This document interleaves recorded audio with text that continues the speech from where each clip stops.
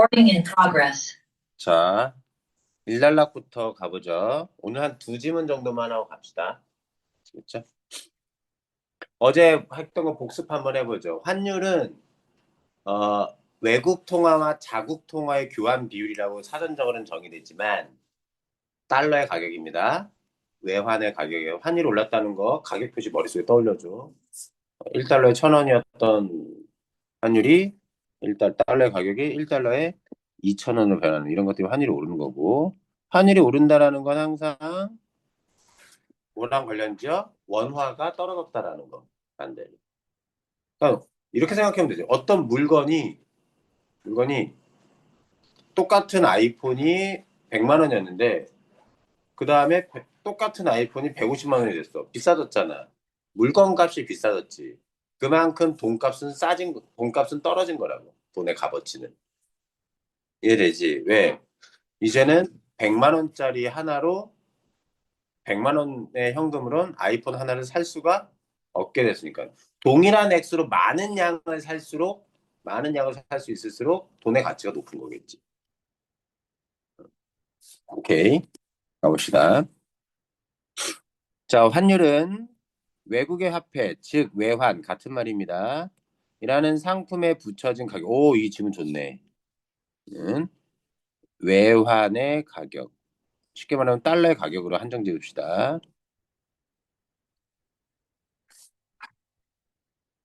그렇기 때문에 환율 역시 여느 상품과 마찬가지로 외환, 달러에 대한 수요와 공급에 의해 결정된다. 환율이 가격이라고 그랬죠? 이해됐죠? 환율은 가격입니다. 외환.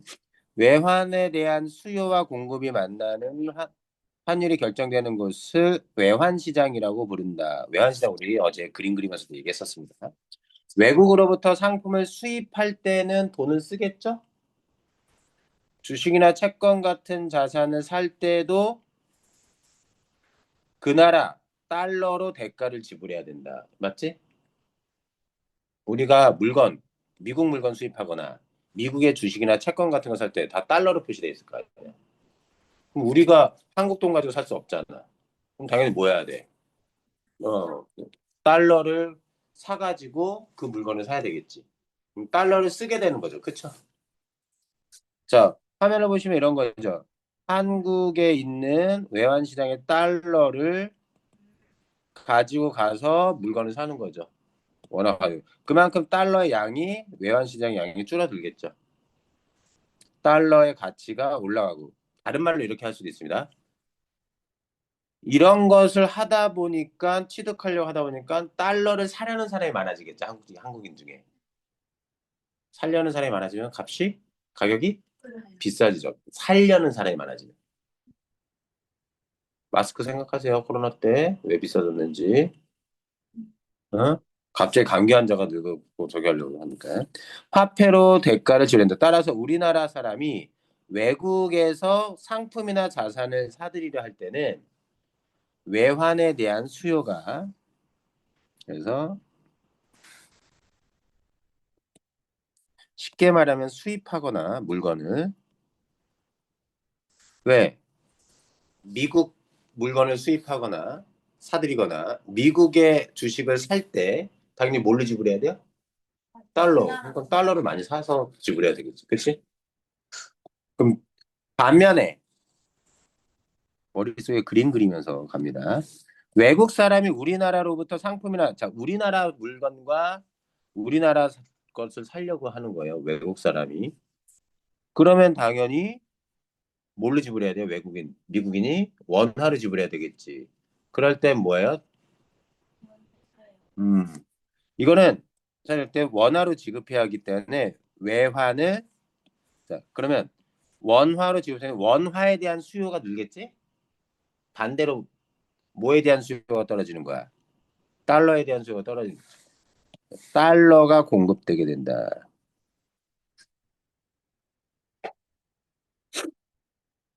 자, 이번에는 외국 사람이 우리나라로부터 상품이나 자산을 사들이려 할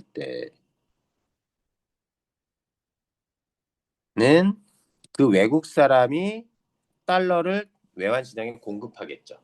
그리고 원화 사갖고 나가겠지. 이걸 이렇게 얘기해도 되겠네요. 여기는 수입할 때 달러를 사서 지불했어야 됐잖아. 이 경우는 수출이라고 생각해도 돼요. 이해되죠? 우리나라 물건을 밖에 팔았더니 외국인이 달러를 지불하겠지? 달러 많이 벌지 우리가? 그러니까 달러 양이 많아지니까 환율은 떨어지겠다. 아직 설명이 없어. 이와 같이 외환에 대한 수요와 공급은 나라와 나라 사이에 상품이나 자재 거래되는 것과 밀접한 관련을 갖고 있다. 그림은 달러에 대한 수요 곡선과 공급 곡선을 보여주고 있다. S가 서플라이 공급 곡선, D가 디맨드 수요 곡선. 나는 참 고등학교 때 이런 수요 곡선, 공급 곡선 배울 때 제일 납득이 안 됐던 게 직선인데 왜 곡선이라고 그러지? 그게 짜증이 났었어.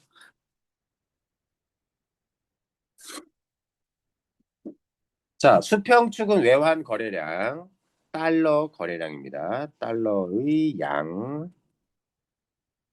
환율은 달러의 가격. 계속 가죠. 환율은 1달러와 교환될 수 있는 원화의 크기를 의미하므로 별거 없죠. 이는 곧 달러와의 가격이라고 볼 수 있다. 이미 적었습니다. 달러의 가격. 그렇다면 수요 곡선과 공급 곡선이 그림에서 보는 것 같은 모양을 갖는 것은 어떤 이유 때문일까? 우선 공급 곡선의 모양은 왜 우상향하는가?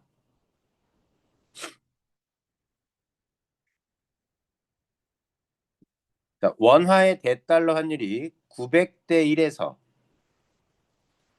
자, 대달러 환율 이거 참 말이 어렵죠? 원화의 대달러 환율 어려워할 거 없습니다. 뭘로 생각해 항상 머릿속에 1달러에 900원 이런 식으로 머릿속에 그려내는 겁니다. 어떻게 표현됐든 인데 그것이 어떻게 됐어요? 1달러에 1,000원이 됐다고 치자.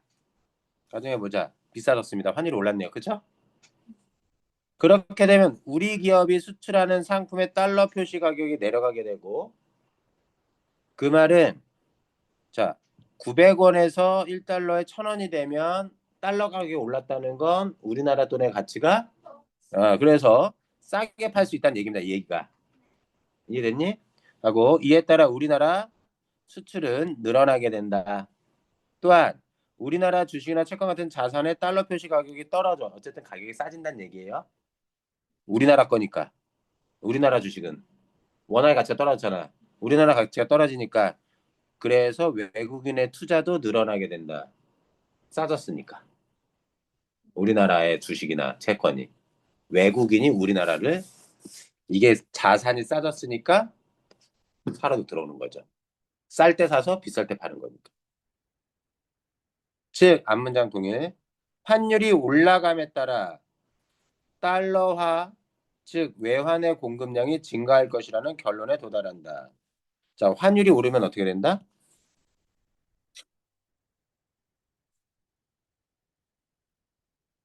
외환의 공급량 증가. 왜냐면 환율이 올라가면 수출이 늘어나고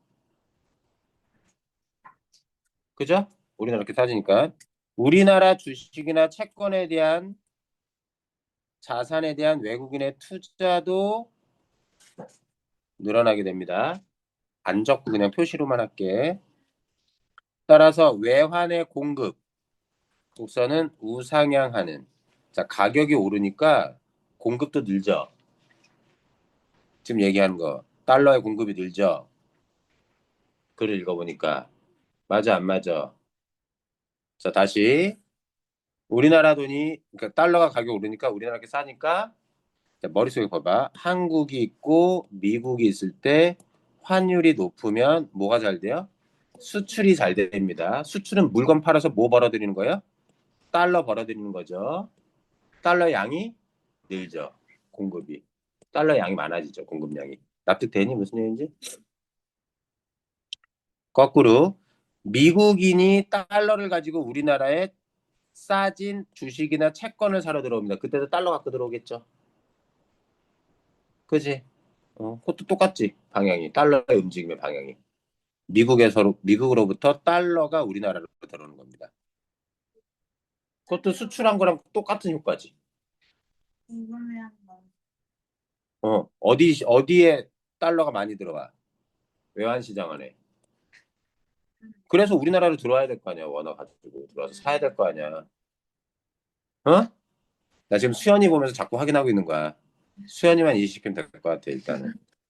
이해됐지? 그래서 공급량이, 달러의 양이 늘어나. 따라서 공급국서는 우상향하는 것. 환율이 오를 때 외환에 대한 수요는 어떤지 이번에 살펴봅니다. 공급은 그렇게 되는데.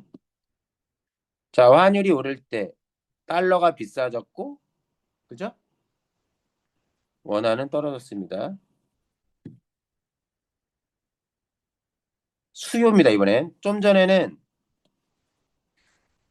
환율이 올라가면 공급량은 증가합니다. 그죠? 근데 봐봐. 미국 물건은 그러면 환율이 올랐으면 미국 물건은 비싸지니 싸지니?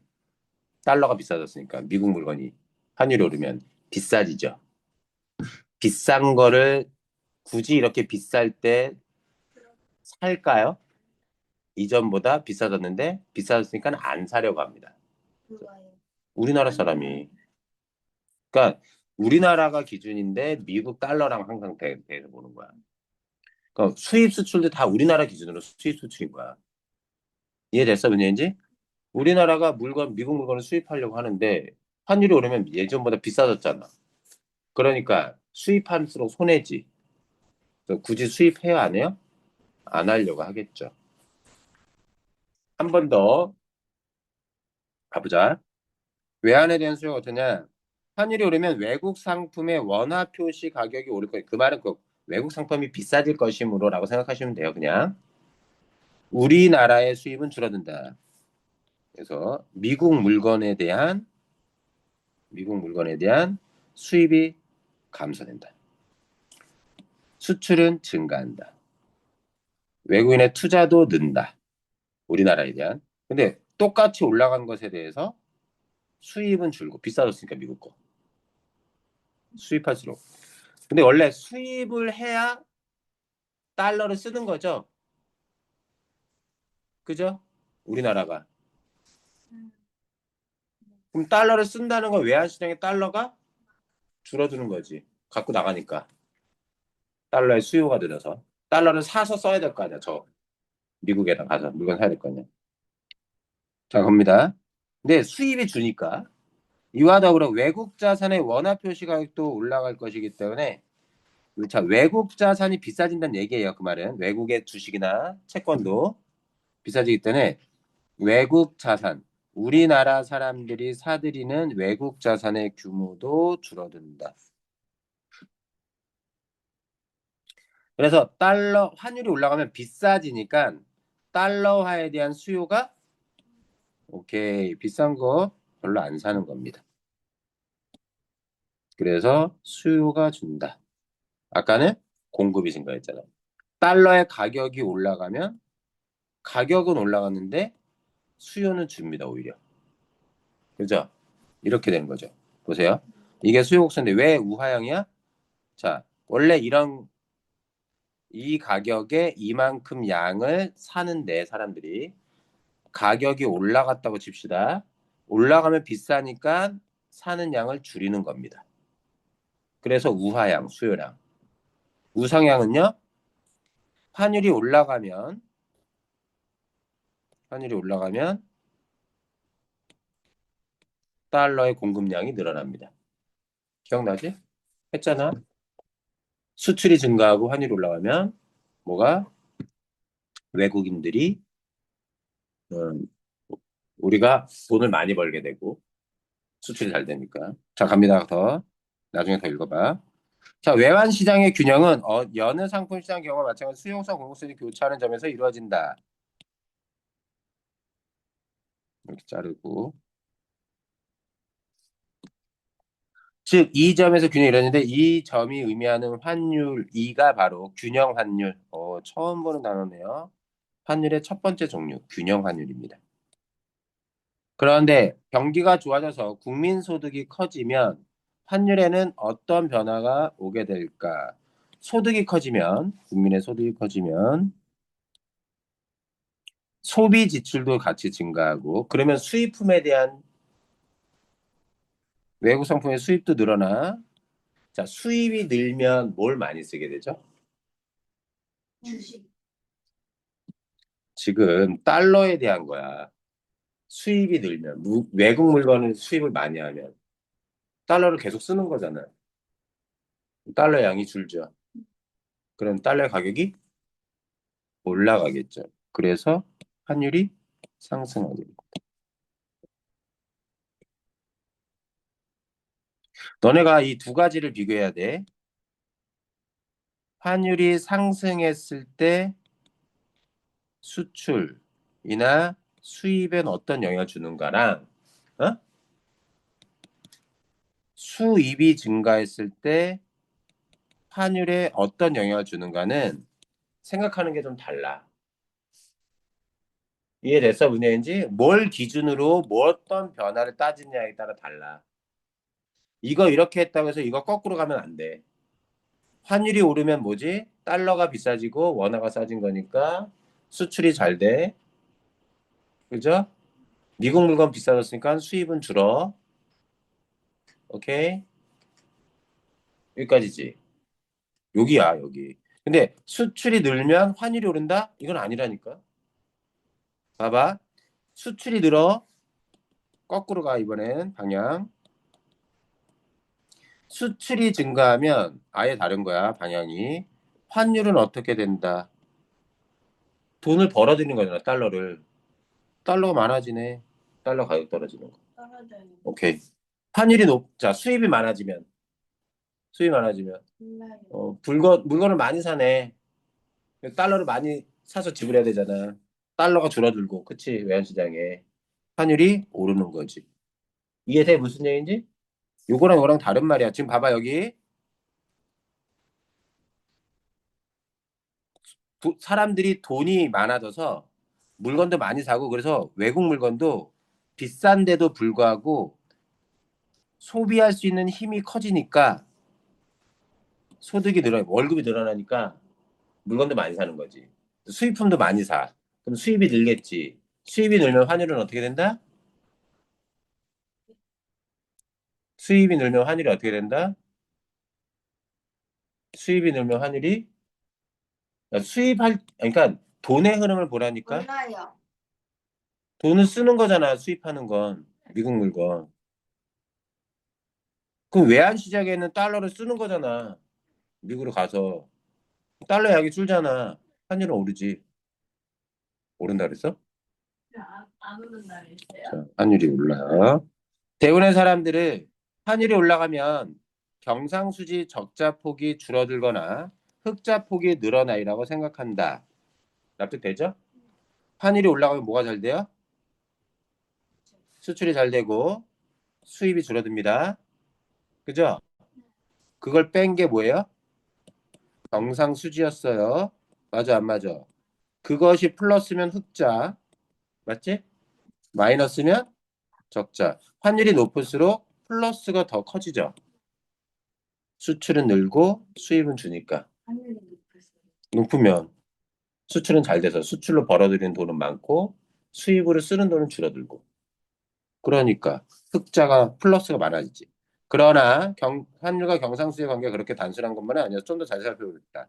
다른 조건이 똑같을 때 우리나라 상품의 가격이 외국 상품에 비해 상대적으로 더 낮아지면 싸지면 이 말은 환율이 올라갔을 때 지면 수출이 늘어나고 수입이 줄어든다. 그런데 수출품과 수입품 사이의 상대 가격은 일반적으로는 그렇게 수출이 늘어나고 수입이 줄어들 수 있겠지만 상대 가격은 물가 수준과 요 상대 가격은 각 나라의 물가 수준과 환율에 의해 결정된다. 들어가 보죠. 한 예로 우리나라와 다른 나라의 물가 수준이 주어진 상태에서 환율이 올라가면 미국 생각하시면 돼요. 수출은 늘어나요. 순수출 뭐라고 나와 있어요? 수출액에서 수입액 뺀 거.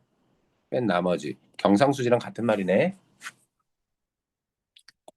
환율 상승으로 인해 우리나라 상품 가격이 외국 상품에 비해 상대로 더 싸져서 수출이 늘어나고 수입은 줄어드는 결과가 나타나기 때문에 이미 알고 있는 거지.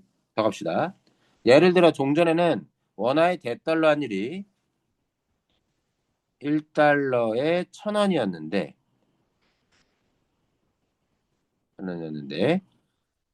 1달러에 1,200원으로 올랐다고 하자. 자동차의 국내 가격이 대당 1,200만 원이라고 할 때 이와 같은 환율 변화는 자동차의 수출 가격을 12,000달러에서 10,000달러로 낮추는 효과를 낸다. 이해되니? 네요. 자, 안 팔리니까. 그게 아니라 자, 일단 환율이 올랐지. 근데 우리나라 차가 1,200만 원이지. 그런데 여기에서는 얼마에 팔았어? 12,000달러에 팔았지. 이 가격을 고스란히 1,200만 원은 어? 달러로 환산하면 어떻게 되겠어? 이 상태에서 12,000달러가 되겠지. 이해돼? 응? 그런데 10,000달러로 낮추는 효과가 왜 나타날까? 하나당 1,200원으로 해. 얘 봐봐. 자, 환율이 오르든 떨어지든 잘 생각해봐. 자동차 회사는 자동차를 팔아서 1,200만 원을 벌고 싶어. 한국 돈. 여기까지 됐지. 자, 이 차를 팔아서 1달러에 1,000원일 때는 얼마에 팔면 1,200만 원을 만들 수 있겠어? 12,000달러에 팔면 환산하면 1,200만 원의 되죠. 그쵸? 근데 봐봐. 1달러에 1,200원으로 환율이 오르면 환율이 오르면 얼마에 팔아도 10,000달러에 팔아도 국내로 그 10,000달러를 1달러에 1,200원으로 환산하면 1,200만 원이 되지. 동일하잖아. 달러 가격 낮춰도 싸게 팔아도. 이게 이 말이 뭔 얘기냐면 환율이 올랐더니 12,000달러라는 가격에서 가격을 낮춰서 10,000달러로 팔아도 되네. 그럼 사람들이 당연히 어떻게 하겠어? 더 사겠지. 미국 애들이. 이해돼? 수현 이해돼? 조금이 자 봐봐. 아 1달러에 1,000원일 때는 일시백 만 2,000달러를 팔아야 2,000달러에 팔아야 차가격은 1,200만 원이야. 그래야 1,000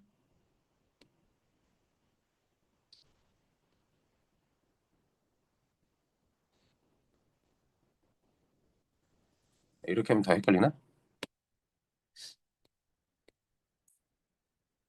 1,200만 원을 벌 수 있지. 계산돼? 이게 1,200만 원을 쓰려면 이렇게 쓰면 돼. 1,200만 원 어떻게 써? 이렇게 쓰면 되지. 지워서 아예 이렇게 쓸게. 1,000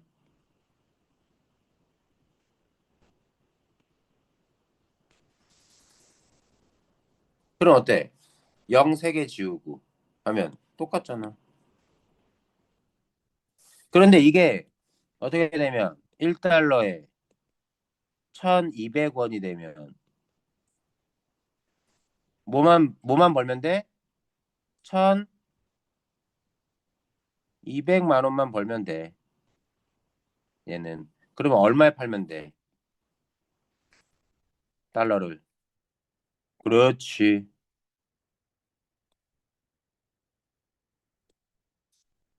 그럼 되잖아. 이거 얘기하는 거야. 만 이렇게 쓰는 거 맞니?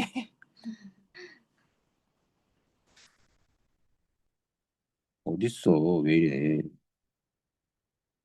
이거야. 그래서 가격이 미국에서 판매하는 가격은 싸게 팔아도 음, 이렇게 낮추는 게 훨씬 좋지. 그래서 많이 팔아서 매출을 늘리면 되니까.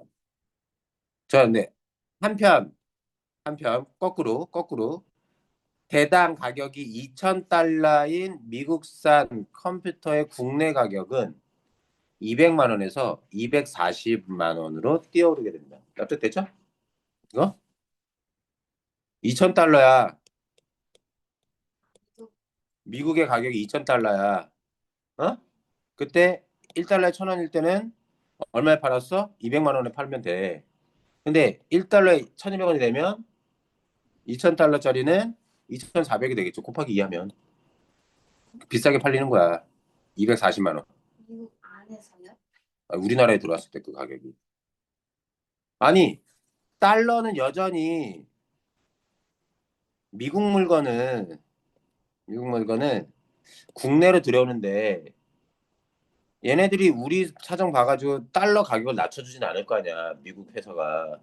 얘네는 계속 얼마에 팔겠어. 여기 2,000달러에 팔아. 이해됐어? 근데 2,000달러는 어? 2,000달러는 1달러에 1,000원으로 계산하면 원화로 얼마야? 200만 원인 거야. 계산하면 200만 원이야. 알겠지? 그런데 1달러에 1,200원이 돼버리면 2,000달러는 원화로 바꾸면 얼마가 돼? 240만 원이 돼. 비싸지는 거야, 그만큼. 이거 뭐 얘기하는 거야? 수출품은 싸져서 우리나라 물건은 그래서 싸지고 수입품은 비싸진다는 사례로 든 거야. 자, 환율의 상승은 바로 이와 같은 상대 가격 변화를 통해 수출을 늘리고 수입을 줄이는 결과를 가져온다. 자, 그런데 엄밀하게 말해 수출은 늘고 수입이 줄어든다는 것은 물량이 그와 같이 변한다는 것을 뜻한다. 좀 더 가보자. 환율의 상승이 금액으로 따진 수출과 수입에 미치는 영향은 이와 다를 수 있다. 왜? 계속 읽어봅시다. 자, 이번엔 수입입니다. 한편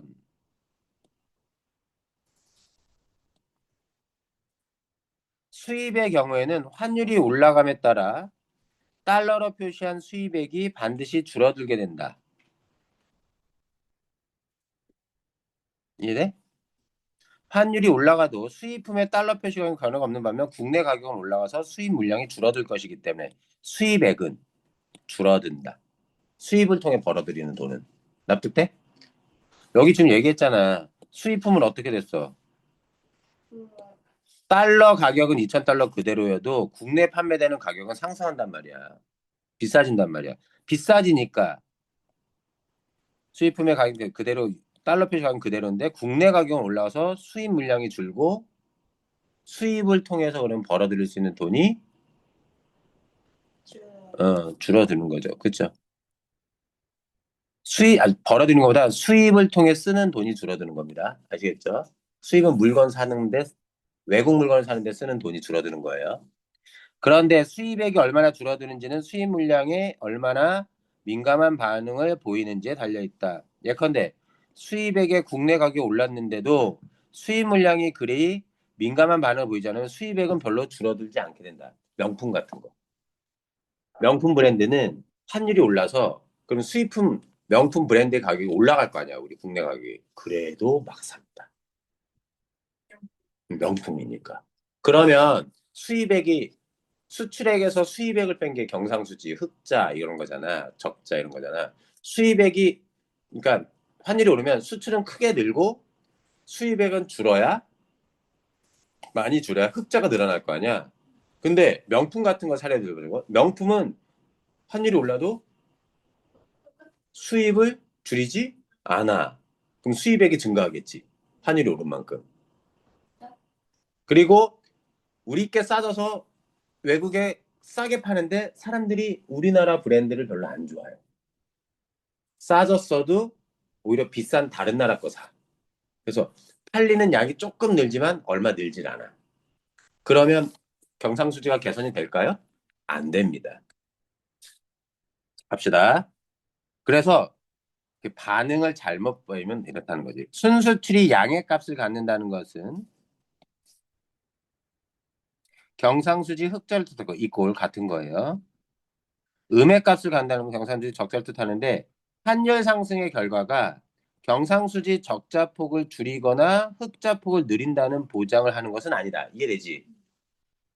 환율 상승이 순수치를 증가시키는 결과를 가져오기 위해서는 수출 물량이 비교적 크게 늘고 수입 물량이 비교적 큰 폭으로 떨어져야 흑자폭이 커지는 거예요. 이를 바꿔 표현하면 우리 수출품에 대한 외국 수요가 상당히 큰 가격 탄력성을 갖는 동시에 가격 탄력성은 뭐냐면 가격 변화에 대해 민감도를 수치로 나타내는데 가격 변화에 대한 민감도가 크면 탄력성이 크다고 얘기합니다. 자, 봐봐. 가격이 조금 싸졌을 때, 자, 똑같은 가격 변화가 있다. 자, 똑같이 1,000원이 싸졌을 때 어떤 제품은 수요가 확 늘고 싸졌을 때 어떤 상품은 떨어져도 수요가 크게 늘지 않아. 그럼 어떤 게 탄력성이 큰 거야? 앞에 거. 앞에 게 큰 거지. 확 느는 거. 똑같은 가격 변화에 대해 양의 그 반응의 정도가 클수록 탄력성이 크다는 얘기입니다. 그럼 봐봐. 환율이 올라서 우리나라 물건을 싸게 미국에 내다 팔아. 이 물건에 대해서 사람들이 오, 얼마 안 싸졌는데 그리고 와 싸졌다고 많이 사면 민감도가 큰 거지. 그럼 좋지. 우리나라 물건 싸졌 잠깐 조금 싸졌다고 많이 사면 수치로 확 늘 거 아니야. 수입품에 대해서도 생각해봐. 수입품이 비싸졌어. 너무 비싸졌네. 확 줄어. 그럼 수입으로 쓰는 돈이 확 줄 거 아니야. 민감도가 클수록 좋은 거지. 음. 자, 봐봐 읽는 거. 가는 동시에 우리 수출품에 대해서는 큰 가격 탄력성을 갖고 동시에 수입품에 대해서도 큰 가격 탄력성을 둘 다 가져야 경상수지가 제대로 개선된다. 이해됐어? 그러니까 비싸지면 확 줄고 싸지면 확 늘고 이게 다 민감도가 큰 거야. 알겠지? 엄밀히 말하면 마샬 러너 조건인데 앞에서 말한 두 탄력성의 합이 여기 탄력성 두 가지 탄력성 수출품에 대한 탄력성 수입품에 대한 탄력성의 합이 1보다 커야 한다는 것을 내용을 하고 있다. 그냥 받아들여. 이 조건이 충족되어야만 환율 상승이 이 두 가지 조건 수출품에 대해서도 가격 탄력성이 크고 수입품에 대해서도 가격 탄력성이 커야지만 환율의 상승이 경상수지폭을 줄이거나 흑자폭을 늘리는 효과를 얻는다. 됐어요? 자, 문제 한번 풀어봅시다. 1번부터 네, 6번까지, 5번까지만 풀어도 돼요. 일단 한번 풀어봐봐.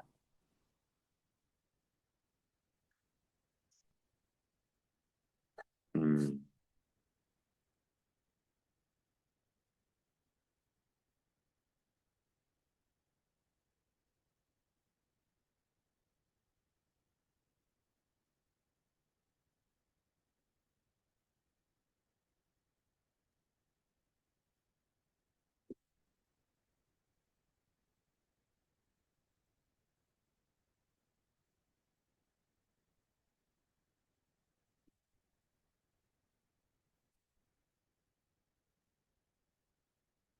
음,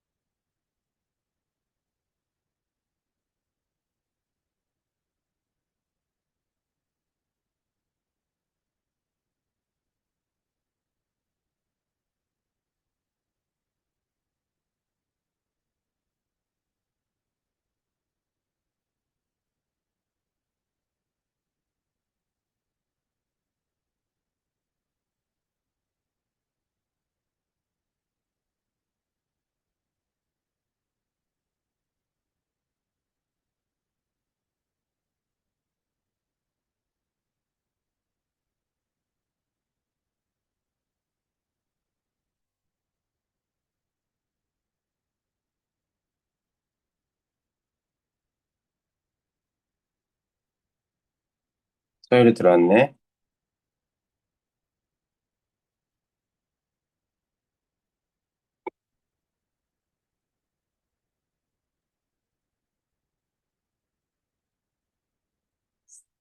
응?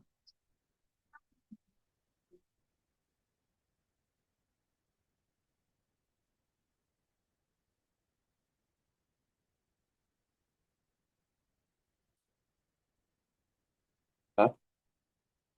맨 뒤에 있어. 어.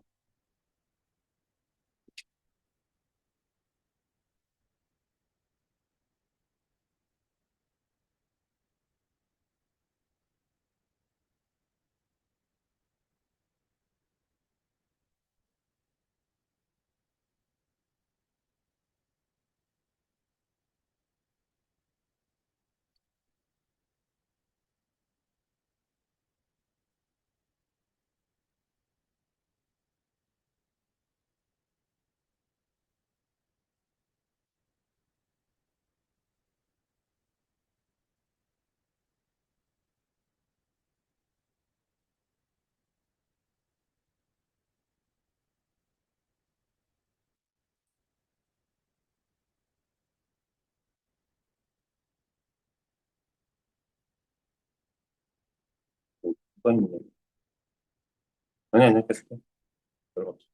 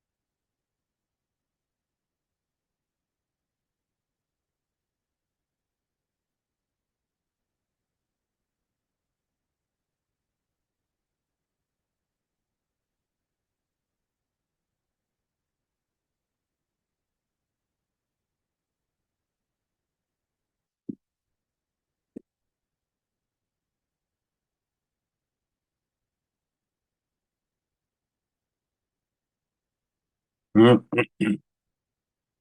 해볼까요? 같이? 나 줘봐. 4번 문제 같이 따라와봐. 꼭 복습해.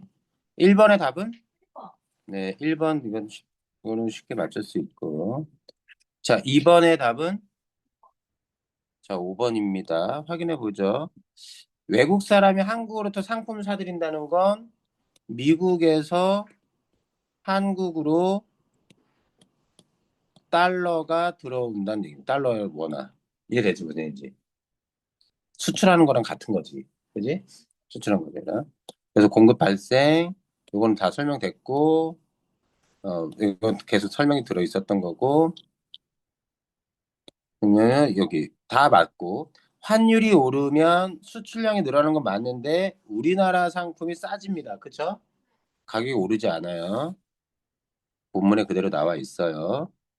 자, 이건 뭐냐면, 공급 곡선은 그대로 있어.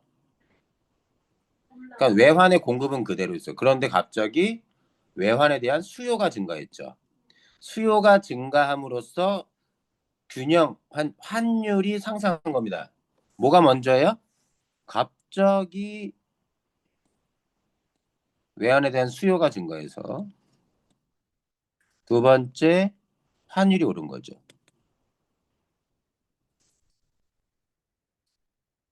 이렇게 읽으면 돼요. 보죠. 적절한 거 찾는 겁니다. 수요와 공급이 동시에 증가한 게 아니라 수요만 증가한 겁니다. 공급은 아니야.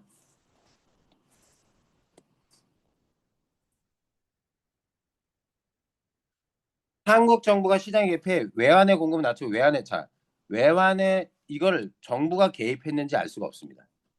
한 번 더 얘기하면요. 공급을 낮춘 것도 아니죠. 개입다 쓰죠. 공급을 낮추면 어떻게 돼야 돼요? S 곡선이 왼쪽으로 움직여야 됩니다. 알겠니? 맞추고 틀렸습니다. 다른 나라의 구매자가 한국으로부터 상품을 구입하여 외환의 수요가 늘어났다? 이거는 마치 뭐죠? 수출이 일어나는 거죠. 수출은 수요가 느는 게 아니라 공급이 느는 겁니다. 오케이, 좋았어. 4번. 한국 주의 달러 표시 가격이 올랐어. 그 말은 환율이 떨어졌다는 얘기야. 우리께 비싸졌다는 건, 그지? 달러 가격이 싸졌다는 거지. 맞죠? 그럼 환율이 떨어졌다는 얘기입니다. 근데 여기는 환율이 어떻게 됐어요? 결과적으로. 올라 있어요. 말이 됩니까? 그리고 우리나라 한국제 달러 표시가격이 떨어질 때 외국인의 투자자가 늡니다.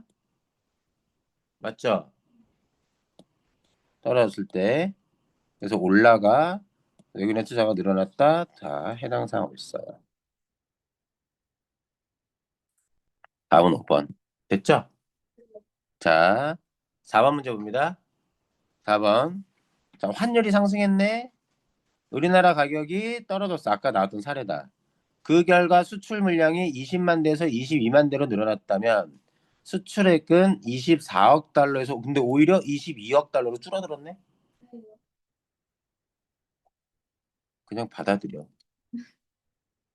가격이 싸졌는데 왜 그래? 수출 물량이 얼마 안 늘었기 때문에.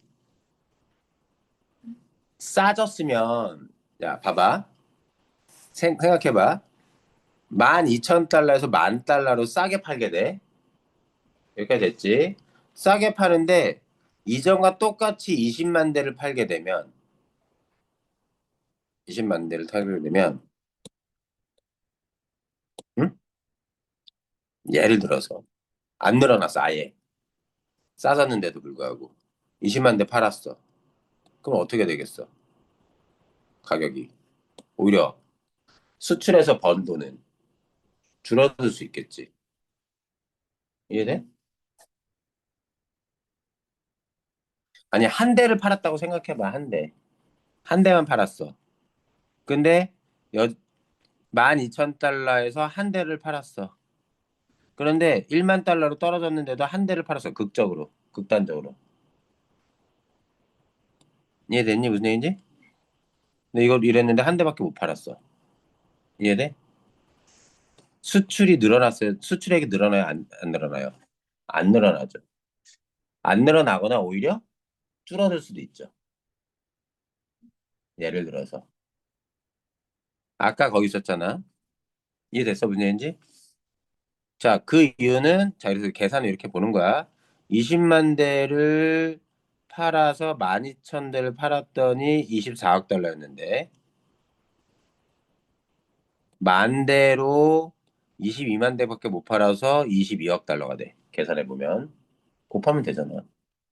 오히려 수출로 벌어들인 돈이 줄어들었다. 그 이유는 미국인들이 우리나라 차를 싸졌는데도 많이 안 샀기 때문이지.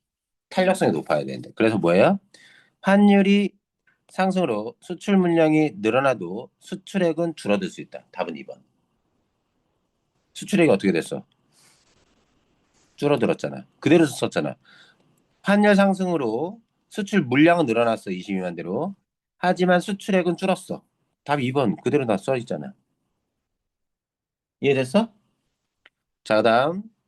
기억이 뭐니?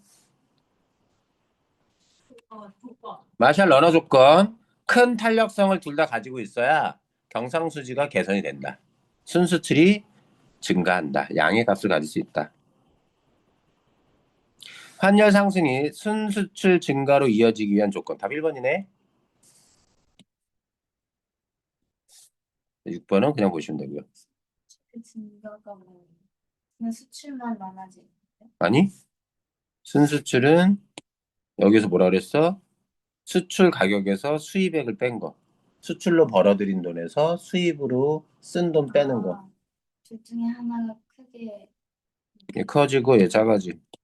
면수록 순수출이 양입값을 갖는 거지. 경상수지랑 똑같아. 자, 6번은 알아서 푸시면 되고. 그 다음 질문, 우리 몇 시에 시작했죠? 수치요. 6시? 아니지, 6시에 시작했지? 와, 이거 너무 긴데, 그 다음 질문도? 저걸 하고 싶기는 한데.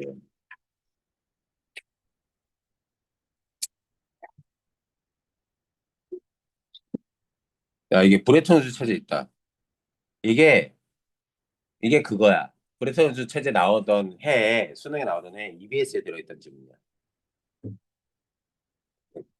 굳이 이거를 읽지는 말고, 다른 것도 있네, 이제? 아, 3개 질문이네. 세 질문이 다 6문제씩 달려있네. 이걸로 읽자, 그냥. 우리나라의 한 기업이 미국에 상품을 수출하고 달러화를 받았다면 이를 다시 원화로 바꿔야만 자재를 구입하고 직원들에게 임금을 지급할 수 있다. 그 얘기죠? 생각했어? 수출 기업이 미국에서 달러를 벌었으면 달러를 그냥 우리나라로 갖고 들어올 수는 없다는 얘기예요. 이렇듯 외국과 경쟁을 할 때 우리나라 돈과 외국 돈 간의 교환 문제가 발생하는데 이때 사용되는 것이 환율. 환율은 쉽게 말해 우리나라 돈과 외국 돈과의 교환 비율로서 통화의 가치. 이때 통화의 가치는 특히나 달러 가격이라고 알아둡시다. 예를 들어 1달러에 1,100원이라고 한다면 원화 1,100원으로 1달러로 교환할 수 있다. 즉 1,100원으로 1달러를 살 수 있다는 얘기예요. 환율이 상승했다는 것은 원화 대비 달러의 가격이 상승했다. 다 아는 거지. 반대로 교환하기 위해서 더 많은 원화가 필요하다는 것을 말한다. 1달러 가능해서. 우리나라 가치가 하락했다. 자, 같은 말입니다. 전혀 배경지식이 없다면 환율이 상승했다는 건 달러의 가치가 상승했다. 상승한 만큼 원화의 가치가 하락했다. 같은 말이에요. 환율 변동은 경제 전반에 큰 영향을 미친다. 가령 1달러당 1,100원에서 1,000원으로 이번에 환율이 떨어진 상황이 나왔습니다. 자, 환율이 떨어졌다면 원화의 가치가 어떻게 되는 거죠? 달러의 가격은 떨어졌고 원화의 가격은 높아졌다. 우리나라 게 비싸졌고 달러가 싸졌다. 미국 게 싸졌다. 수입이 유리해서 수입이 늘고 우리나라 돈이 우리나라 게 비싸졌으니까 수출은 준다. 이해됐어? 읽어봅시다. 원화 가치가 절상되면 원화 가치가 절상됐다는 건 원화 가치가 상승했다는 얘기입니다. 수출업자는 채산성 유지를 위해 보통 달러로 표시된 수출 상품의 가격을 올린다. 그 말은 뭐예요? 수출 상품이 어떻게 된다는 거예요? 환율이 떨어지면 우리나라 상품의 가격이 비싸진다는 얘기입니다. 이해됐어? 환율이 떨어졌다는 건 원화의 가치가 비싸진 거니까. 이럴 경우 외국 바이어들은 상품 주문량을 줄이거나 그쵸. 수출이 그래서 줄어. 물건값이 더 싼 것을 수입처로 옮길 가능성이 높아진다. 만약 수출업자가 경쟁력 유지를 위해 수출 가격을 올리지 않는다 하더라도 수출 기업은 수출 채산성이 악화돼서 이익이 적자를 보지 않기 위해 해외 수출을 줄일 수밖에 없다. 이처럼 원화 가치가 절상되면 같은 말 뭐예요? 원화 가치가 상승했다. 같은 말 달러의 가격이 하락했다. 같은 말 수율이 떨어졌다. 자, 환율이 떨어졌다. 그러면 수출 기업한테 아주 안 좋다. 이해됐죠? 대신 수입업체한테는 좋아요. 좋죠. 미국계 싸졌으니까. 그렇지만 원화 절상의 효과, 환율이 떨어진 게 부정적인 것만 아니다. 환율이 내려가면 수입 상품의 가격이 떨어진다. 그리고 외국으로부터 원료를 수입해 생산하는 제품의 제조 원가도 하락해. 외국 원료니까 수입 원료. 수입 원료의 가격도 떨어지겠지. 그러니까 단가도 떨어져서 결과적으로 국내 물가가 내려가는. 그래서 환율이 높으면요. 우리나라가 자원이 안 나잖아. 어떤 자원도. 우리나라에서 제조하는 물건들은 다 외국에서 원료를 수입해 온단 말이야. 그지? 그렇게 해서 만들면 제품 가격이 당연히 어떻겠어? 원료가 비싸졌으니 만들어내서 파는 물건도 비싸지겠지. 그럼 물가가, 국내 물가가 올라가서 비싸지는 거야. 그래서 기름값이 오르는 게 되게 위험한 거예요. 네. 기름 많이 쓰잖아, 어디든. 공장 돌리려도 기름 써야 되고, 난방도 기름 써야 되고, 물건 만드는 공장 가동하는데 그런 데 쓰는 것도 기름으로 쓰잖아요. 기름 가격이 오르면 당연히 물건 가격도 전반적으로 올라가는 거지. 우리의 제조업의 경우, 제조업부는 원유, 철강, 비철, 금속 등 수입 원재료의 투입비율이 크기 때문에 환율이 물가에 미치는 영향이 매우 크다. 또한 환율이 내려가면 그래서 봐봐. 환율의 하락이 긍정적으로 상품 가격을 내주고 물가도 내려주고 또한 환율은 외국으로부터 자금을 빌려서 달러를 빌린 기업은 돈 갚기가 달러 가격이 싸졌으니까 쉬워지죠. 우리나라 기업이 외국에 달러를 빚졌어. 달러를 빌려왔어. 근데 갚아야 돼, 달러를. 근데 달러가 싸졌어. 가치가, 가격이 싸졌어. 그럼 당연히 갚는데 쉬워지죠. 싸졌으니까. 원한, 그래서 우리나라 외국으로부터 자금을 빌린 기업은 그만큼 원금 상환 부담이 줄어든다. 계속 반복해서 보고 있습니다. 어제 오늘 거 한번 꼭 봐서 그거 켜고 자막 켜고 한번 쭉쭉쭉 빨리 계속 올려서 보세요. 환율은 기본적으로 외환 시에서 형성되는 외환에 대한 수요와 공급 원칙에 따라 결정돼. 아까 읽었던 부분이죠.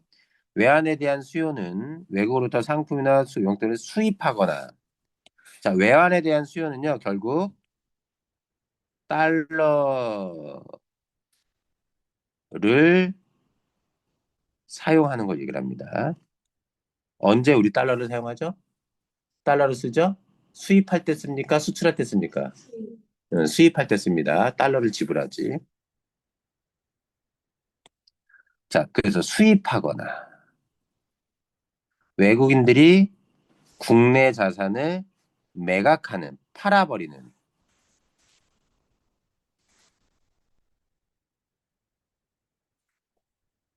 왜죠? 외국인이 우리나라에 투자할 때 뭘로 투자했겠어요? 원화로 투자했겠죠. 근데 우리나라 사정 별로 안 좋네. 한국 사정 별로 안 좋네. 돈 빼야지. 외국 투자해야지. 팔고 나갈 때 뭘로 팔겠습니까? 달러 바꿔가지고 나가겠죠. 외국 사람이 우리나라에 들어온 투자금을 가지고 다시 외국으로 나갈 땐 원화 갖고 안 나가고 원화로 가지고 있던 자산을 다 처리하고 달러를 가지고 나가겠죠. 물건 수입할 때 달러의 움직임이랑 방향이 똑같죠. 미국 물건 살 때도 어때요? 수입할 때도 달러를 지불하죠, 미국으로. 달러가 외국으로 나가잖아.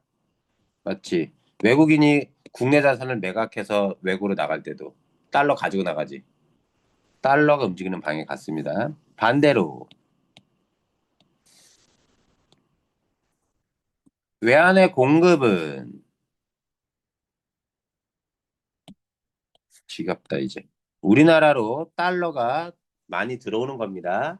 당연히 언제 달러가 많이 들어와요? 수출했을 때 달러 많이 들어와. 그리고 외국인들이 우리나라의 자산을 사들일 때 달러 갖고 들어와서 원화로 살 테니까 달러가 계속 들어오지. 수출할 때랑 똑같아요. 방향이, 돈의 방향이. 일반적으로 수요량이 공급량보다 크면 수요가 많으면 달러에 대한 수요가 많으면 환율이 상승하고 자 그러면 자 수요가 많다라는 건 뭐예요? 수입이 많거나 맞죠? 수입이 증가하거나 우리나라 자산을 외국인들이 국내 자산을 사들이는 게 아니라 팔아버리고 나가거나 할 때 수요량이 큰 거고 그렇게 되면 환율은 당연히 수요가 더 크니까 상승한다. 반대는 안 읽어도 되겠죠? 이러한 경제적 수급 요인 이외에도 환율은 각국의 물가 수준, 금리 수준, 정치 사회 분야의 안정부에 따라 영향받는다. 이 중 각국의 물가 수준을 통해 새로운 걸 배우게 되네, 이번에. 물가 수준을 통해 적정 환율을 추산하는 방법 중 간편한 방법으로 빅맥 지수가 있다. 들어본 적 있어요? 한번 가봅시다. 이는 세계 모든 국가에서 빅맥이 비슷한 재료와 방법으로 조리되기 때문에 빅맥의 가격이 국가별로 다를 이유가 없다고 봐. 만약 어떤 나라의 빅맥이 미국보다 낮은 가격에 판매되면 그 나라의 물가 수준은 낮고 그냥 그대로 받아들이세요. 통화 가치도 낮게 평가되어 있기 때문에 장기적으로는 그 나라 돈의 가치가 올라갈 수 있다는 것을 의미한다. 똑같은 빅맥이면 똑같은 물건은 똑같은 가격으로 판매돼야 됩니다. 요즘은 스타벅스 지수가 있어요. 빅맥 지수보다 그게 더 좋은 것 같아요. 전 세계적으로 스타벅스 다 퍼져 있는데 스타벅스의 아메리카노 한 잔 가장 기본이 되는 아메리카노 가격이 나라마다 가격이 다 다르겠죠. 그래서 미국 가격 기준으로 그 A라는 나라의 그 해당 제품의 가격이 낮다면 이꼴 그 A 나라의 물가 수준도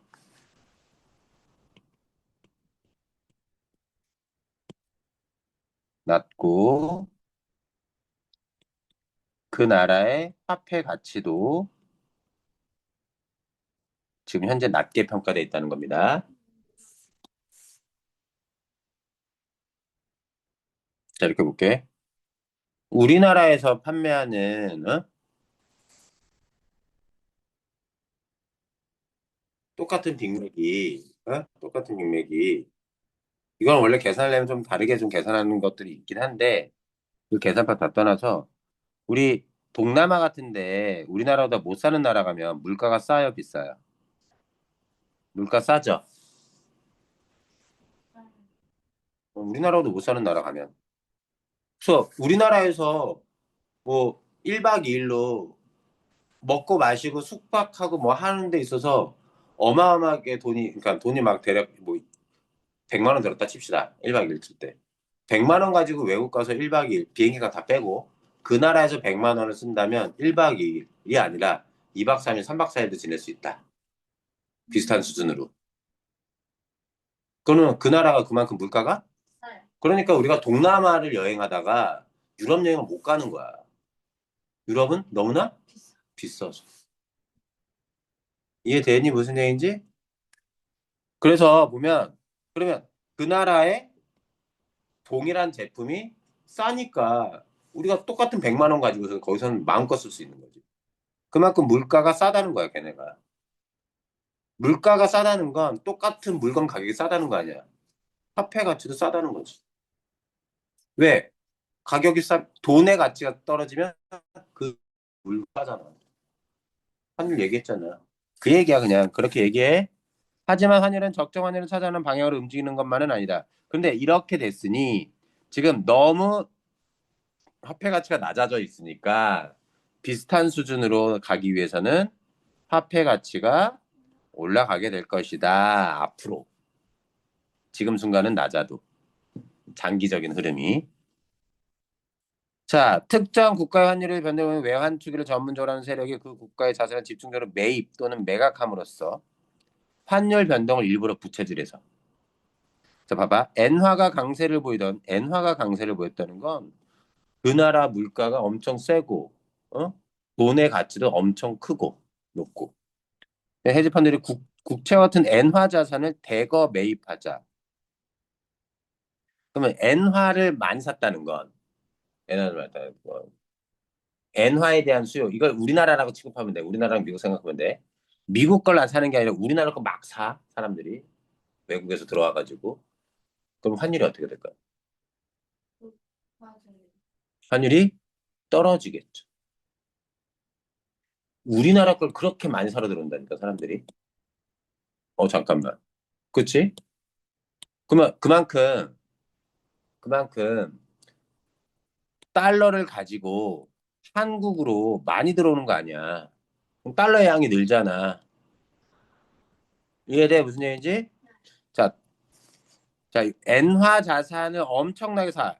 돈을, 이게 엔화라고 해서 그래. 원화 자산을 엄청 사, 사람들이 막 들어와서. 엔화가 강세라는 건 뭐야? 원화로 바꿔봐. 원화의 가치가 엄청 세다는 거야. 한국 돈의 가치가 세면 달러의 가격은 떨어지는 거야. 그래서 어떻게 돼? 달러당 100엔대에서 자, 1달러에 100엔이 1달러에 얼마로? 80엔으로 환율이 어떻게 된 거예요? 네, 일본과 미국과의 사이의 환율이 하락한 겁니다. 하락했다는 건 달러의 가격은 떨어졌지만 엔화는 올랐다는 거예요. 이처럼 환율이 그렇게 변하면 국가 경제에 나쁜 영향을 주기 때문에 통화 가치 안정을 책임지는 각국의 중앙은행은 외환 시장에 개입해요. 환율 안정을 꾀하게 된다. 자, 엔화 가치가 급등해서 이 말은 뭐냐면 자, 일본과 미국 생각하면 됩니다. 이렇게 얘기해 볼게요. 엔화 가치가 급등했다는 건 같은 말 달러의 가치가 떨어졌다는 얘기다. 그러니까 달러의 가치가 떨어졌다는 걸 집중해 보세요. 그 말은 외환 시장 안에 달러의 양이 너무 많다는 얘기야. 중앙은행에 중앙은행에 개입하는 방법은 달러를 얘네가 사들이면 되죠. 달러를 사면 외환 시장 안에 달러의 양이 줄면 달러의 가치가 올라가겠지. 자, 봐봐. 읽어볼게. 엔화 가치가 급등하자 일본 정부와 중앙은행은 환율을 방어하기 위해 여러 정책과 함께 늘어난 공급량을 흡수해. 뭐가 늘어난? 달러의 공급량을 흡수했다는 건 달러를 매입했다는 겁니다. 돈 주고 샀다는 거예요. 엔화를 주고. 이해되죠? 양을. 그렇게 함으로써 환율을 상승시키는 거죠. 이해됐습니까? 더 이상 엔화가 올라가지 못하게 막는 겁니다. 중앙은행이 외환시장에 급격한 불안을 관리하기 보이는 외환자산을 외환보유액. 우리 IMF는 이 외환보유액이 부족해서 경제가 망했던 때입니다. 외환보유액은 지급자는 언제든 사용할 수 있어야 하므로 높은 수준의 유동성을 가져야 된다. 높은 수준의 유동성. 유동성이란 건 무슨 뜻이냐면 현금으로 보유하고 있어야 된다는 얘기입니다. 알겠죠? 토지나 이런 걸로 가지고 있으면 안 되고. 중앙은행은 보유한 외화자산을 운영할 때 수익성보다는 안정성을 중시하기 때문에 신용 위험도가 높은 금융상품에 대해서는 투자를 제한하고 있다. 중앙은행은 환율이 급등할 땐 외환을 시장에서 팔아버리고. 환율이 급등했다는 건 뭐죠? 달러 가격이 올랐다. 같은 말 달러의 외환 시장의 양이 그렇지. 달러의 양이 줄어서 환율이 급등한 거예요. 줄어서 중앙은행에서 외환 시장 안에 달러를 팔면 되죠. 그러면 외환 시장 안에 달러의 양이 많아지겠죠. 그래서 여기 이렇게 써 있는 겁니다. 외환, 달러를 시장에 팔고 매각은 파는 겁니다. 환율이 급락할 땐 달러의 가치가 떨어진 거잖아. 달러가 너무 많기 때문이야. 그 달러를 뭐예요? 사들임으로써 이렇게 하는 겁니다. 이해됐죠? 환율이 급등하면 달러를 팔아서 공급하기.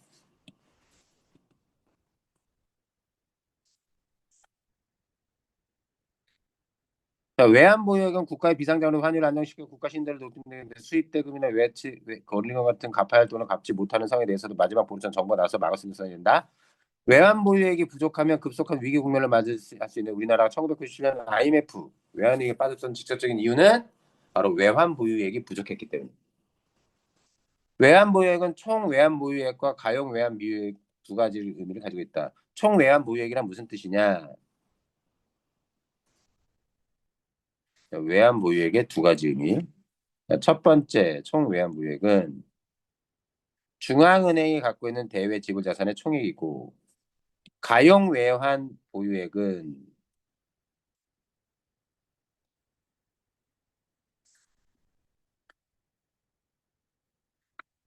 총 외환 보유액 가운데 중앙은행이 국내은행의 해외 지점에 맡긴 금액을 뺀 것이다. 따라서 가용 외환 보유액은 중앙은행이 위급한 상황에 대처해 즉시 동원할 수 있는 실질적인 외환 보유액이 두 번째 의미다. 문제 풀고 끝내겠습니다. 문제 풀어보세요. 자, 고생했어. 자, 문제 풀고 끝냅시다.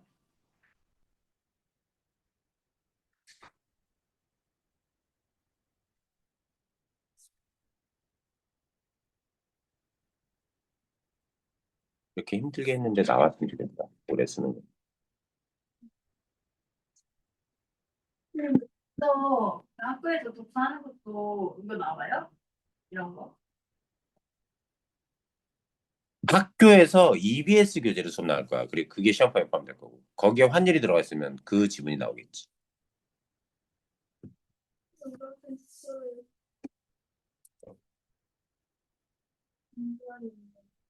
동결? 멈추는 거. 굳- 굳혀버리는 거, 그대로. 고정시켜버리는 거.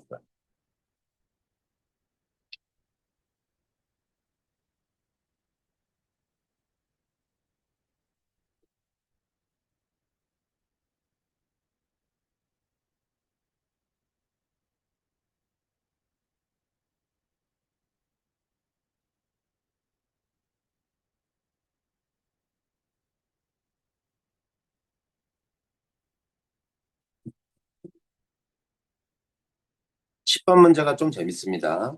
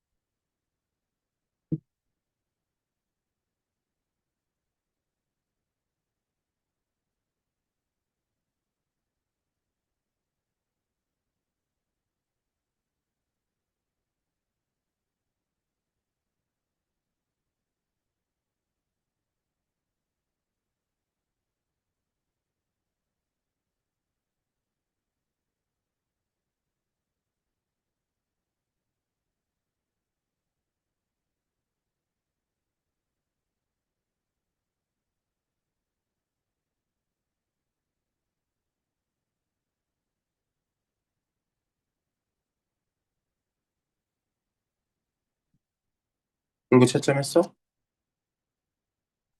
다 맞췄어? 아니 근데 어제보단 많이 많았어요. 어제보다? 아까 건 하나 틀렸고 지금 건 두 개 틀렸고. 어제 건 어렵지. 야,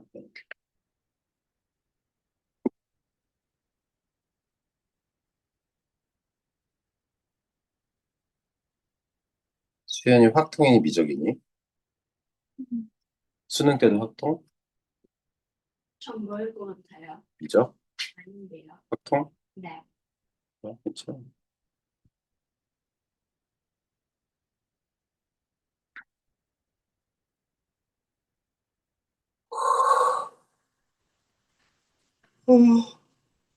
아, 화작 선택한 애들 화작 수업 좀 해줘야 되는데.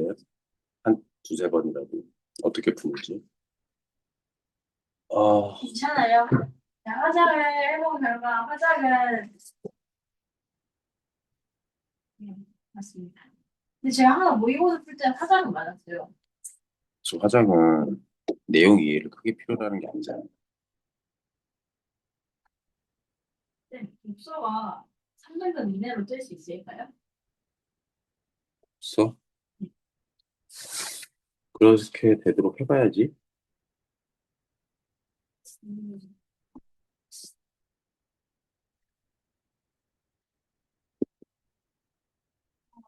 힘들어? 같이 볼까? 잘 모르겠습니다. 너 꼭 복습해봐. 어떻게 먹었어? 여기 7번은 안 해도 되겠고, 아니, 뭐예요? 7번에 맨 뒤에 답 있어. 자, 7번에 3, 8번에 5입니다. 한번 봐봐. 환율이 상승하면 수출 기업은 생산량과 가격을 동결해도 이익은 늘어난다. 이해되죠? 1달러에 1,000원인데 1달러에 예를 들어서 2,000원이라고 합시다. 근데 가격을 안 올려요. 미국에다가. 그대로 그냥 그 가격 받아요. 100달러를 받아요. 100달러 벌어들이면 100달러 곱하기 1,000원인데 100달러 벌어들이면 2차 100달러 곱하기 2,000원. 두 배 되잖아. 그럼 당연히 이익이 듭니다. 해외 투자 국내 부동산을 사들이면 달러가 어디로 들어와요? 한국으로 들어오는 거죠. 그러니 공급이 는다. 수출할 때 달러가 움직이는 거랑 똑같은 모습을 보입니다. 달러 움직 돈의 방향을 보세요. 외환보유액 중에는 위급한 대체 즉시 동원하기 어려운 자산도 있다. 오케이. 네. 급등하는 상황을 막기 위해서 중앙은행에서 개입하는 경우 외환보유가 줄어든다. 자, 급등하는 걸 막는 건 급등이라는 건 환율이 올라간다는 거고 환율의 양이 지금 부족한 상태인 거죠. 그러려면 외환시장 안에 달러를 공급해줘야지. 중앙은행이 가지고 있는 외환을 시장에다가 팔아야 됩니다. 그쵸? 보유고가 그러면 가지고 있는 돈이 달러가 줄어들겠죠. 그래서 4번 적절. 5번인가? 8번의 답이? 네. 원화 가치가 떨어졌다는 건 무슨 뜻이죠? 그 저거 환율이 올랐다. 상승. 그러면 수출이 늘어납니다. 자, 환율이 상승 달러가 비쌌다는 얘기예요. 그러면 외국 기업의 달러 값을 달러를 상환하는 기업의 부담은 커지죠. 답은 5번. 좋았어. 9번 이거 해야 될까? 자 봅시다. 9번은 한국은행에서는 A국 화폐 A에 대한 미국이라 생각합시다. 원환율을 1,000원 내로 안정적으로 유지하고자 하는데 환율 안정을 위해 1,000원을 기준으로 3% 이상의 변동이 있을 경우 개입한대. 3% 넘게 오르거나 3% 넘게 떨어지면 들어가는 거야. A국에 매월 같은 양의 상품을 수출하는 B 기업은 환율이 1,000원일 때를 이익 목표의 기준으로 설정하고 있으며 3% 이상의 변동이 있을 경우 가격을 바꾼다. 화폐 A에 대한 원화의 환율 추이는 이랬어. 3%. 1달러에 3,000원, 1달러에 1,000원일 때, 예를 들어 1달러에 1,000원일 때 3%면 어떻게 되죠? 1,030원이죠? 자, 봅시다. 원화 대비 A의 가치는 2018년 3월. 2018년 3월 어디입니까? 여기네요. 과 2018년 5월. 여기 있네요. 환율이 언제가 높아요? 여기가 높죠? 이때가 당연히 달러의 가격이 높은 때입니다. 적절하죠? 1번. 자, 2번. B 기업에서는 2018년 1월에 수출 가격을 인상함으로써 채산성을 맞추려 했겠군. 이때 어떻게 됐어? 환율이 떨어졌어. 그 말은 원화의 가격이 올랐어. 그 말은 수출이 잘 돼, 안 돼? 환율이 떨어졌는데 원화에 대해서 수출이 잘 안 되죠. 이해됩니까?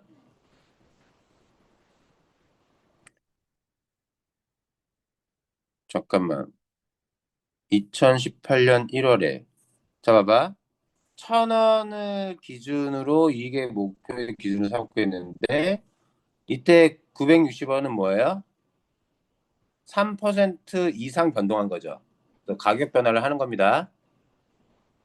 이해됐어? 그런데 B 기업에서는 2018년 1월에 수출 가격을 인상한다. 지금 환율이 떨어졌어. 그래서 원화 가격이 상승했어. 그러면 수출 가격이 비싸지게 되는 거죠.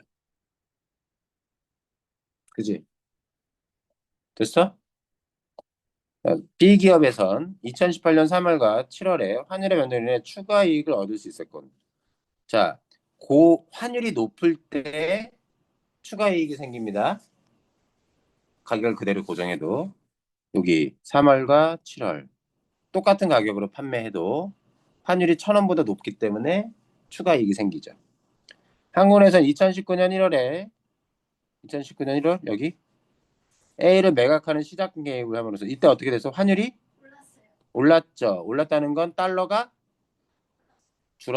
달러 양이 아주 감소했다는 거야. 그러면 달러 양을 공급해야 되겠죠. A의 공급 과잉을 해결하는 게 아니라 공급 부족을 해결하려고 했겠죠. 양이 줄었으니까. 양이 준 상태에서. 이해됐니? 다 했던 거야. 했던 거긴. 자, A를 바탕으로 하는 거야. 아까 뭐였냐면 미국 가격 기준으로 A 나라의 가격이 해당 제품 가격이 높으면 이꼴 뭐예요? 자, 낮으면으로 갈까? 낮으면 물가 수준도 낮고 통화 가치도 낮아서 앞으로 장기적으로 보면 이 나라의 통화 가치는 올라간다고 추측했었습니다. 자, 여기 빅맥이 이렇게 팔리는데 자 보시죠. 그런데 환율을 따져야 되긴 하지만 환율을 무시하고 미국 빅맥 가격은 환산했을 때 얼마예요? 5달러입니다. 그지? 근데 우리나라 가격은 얼마예요? 우리나라는 4달러래요. 자, 일본 가격은 얼마예요? 아니, 달러로 바꿔야지 왜. 6달러. 자, 미국 기준으로 우리나라의 빅맥은 싸고요.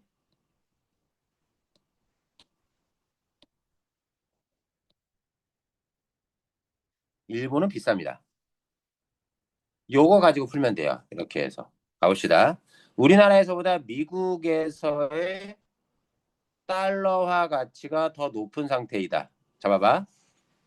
봐. 미국 기준으로 일본에서 가격이 비싸죠? 그 말은 통화 가치, 일본의 화폐 가치가 비싸다는 얘기입니다. 됐어? 여기 그대로 했잖아. 가격이 낮으면 통화 가치가.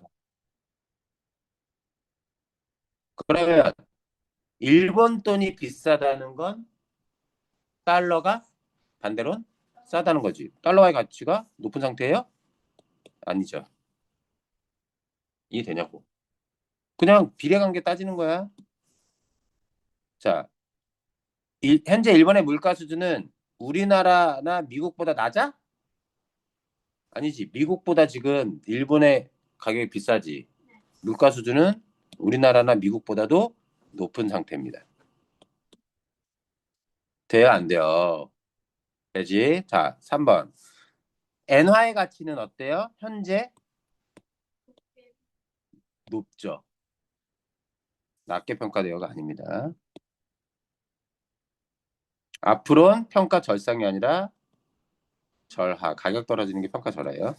미국 빅맥 가격은 그대로인데 우리나라 가격이 5,000원으로 상승하면 몇 달러가 되는 거죠? 5달러가 되죠? 똑같아지네요. 그죠? 원 달러 환율은 적정 환율이 된답니다. 높아지는 게 아니라 같은 가격이어야 된다는 거야. 같은 가격이게 만드는 환율이 적정 환율. 마지막. 빅맥은 그대로고 우리나라 빅맥 가격도 4,000원에 유지될 때 유지되고 있는데 그때 우리는 가격이 싸니까 우리의 통화 가치가 지금 낮게 평가되어 있으니까 앞으로는 높게 평가되겠죠.